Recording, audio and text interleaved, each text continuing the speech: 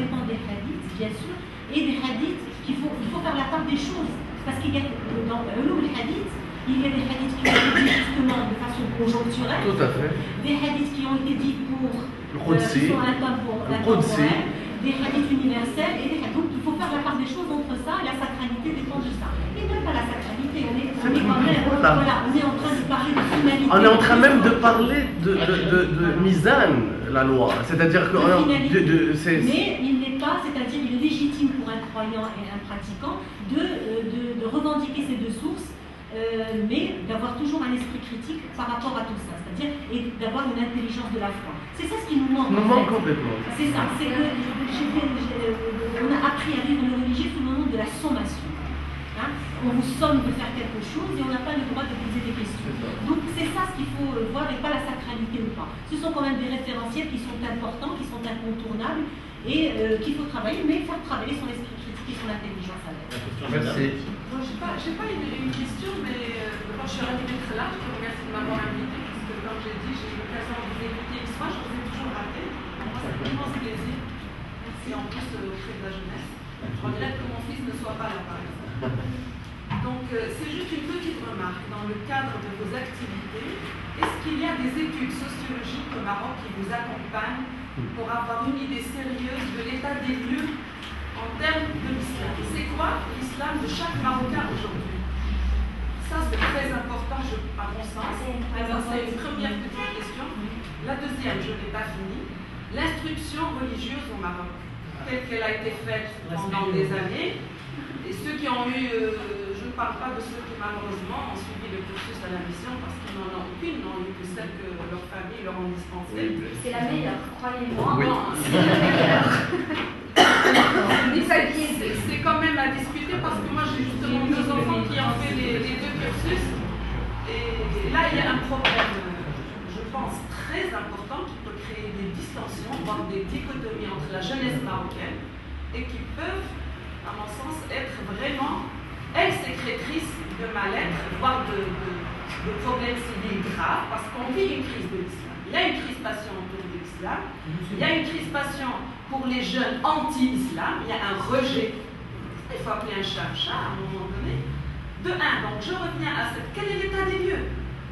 Qui enseigne l'islam au Maroc?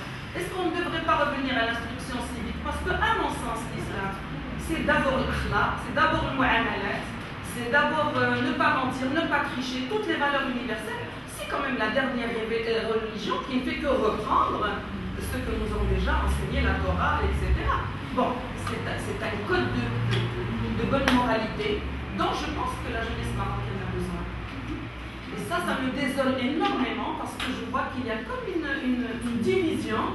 Hein. Il y a l'islam, c'est pour les lycées marocains, c'est pour le peuple. Il y a l'islam radical qui nous vient d'Arabie et on vit à un moment où justement une institution comme la vôtre, comment elle va réagir face à ceci? D'autant que, malheureusement, les études sociologiques au Maroc, parce que tout le monde dit, parlons des étudiants, des quadras, il n'y a aucune étude sociologique dans la plupart des cas qui vient. Vous savez, j'ai eu une étude sociologique sur la masculinité de l'homme, il y en a une. Elle date de Marocain, de Miami, de 2000. Il y a une dernière étude sociologique qui a été faite sur la jeunesse et la pratique religieuse. C'est Naji Tosi. Oui, bon, d'accord. Mais c'était plus une enquête qu'autre chose sur. Est-ce qu'il n'est pas temps, justement, parce que, et on ne va pas le nier, parce que moi j'étais à la marche qui avait eu lieu pour la Moudouana, et on a vu aussi la marche qu'il y avait à Casablanca, qui était spectaculaire et qui a fait peur à tout le monde. Parce que là, jusqu'à quand on va parler avec cette épée de Damoclès? Nous, on est en train de rêver d'un islam humanitaire, égal. C'est ça le véritable islam. Il y a une fracture sociale. Et après, ta pratique, comme dit la jeune fille, moi je comprends tout à fait, et j'adhère. Elle est tout à fait dans la sphère privée, libre à chacun de prier son Dieu. Après, c'est entre toi et lui. Mais je n'ai pas l'impression qu'au Maroc aujourd'hui, voilà, je crois qu'il y a vraiment une crispation. Il faut revenir à un islam marocain. Est-ce qu'il est perdu? Il y avait un islam de tolérance. Moi, j'ai connu dans mon enfance, avec comme vous, avec vos... Qu'est-ce qui nous est arrivé? Est-ce qu'il y a des études sociologiques un petit peu? Qu'est-ce qui se passe? Je vais terminer. Justement, au sein de ce centre-là et au sein de cette institution, on est en train de faire le programme de cette année parce qu'on a ouvert il y a juste 6 mois, hein, c'est très très récent, donc on est en train juste de déblayer le terrain, il y a tellement de choses à faire et tellement de... Mais parmi ça, il y a justement des portes ouvertes, on va les médiatiser, justement portes ouvertes du centre, et on a l'intention de travailler avec justement des sociologues pour justement cette thématique-là des femmes et de l'islam, et pour qu'il y ait l'échange, qu'on ne soit pas juste confiné sur le plan religieux. Parce que ce qu'on fait là, nous, c'est déconstruire des interprétations sexistes, qui est un gros morceau, mais justement pour être beaucoup plus pratique et pour être réaliste, il faut mettre ça en pratique dans notre réalité de tous les jours, et donc avaliser ça, légitimer, cautionner ça par des études sociologiques, comme vous dites, c'est une question qui est très pertinente, et qu'on a déjà mis dans le programme de ce centre. Mais c'est juste pour vous dire que ce sont des questions qui sont extrêmement sensibles.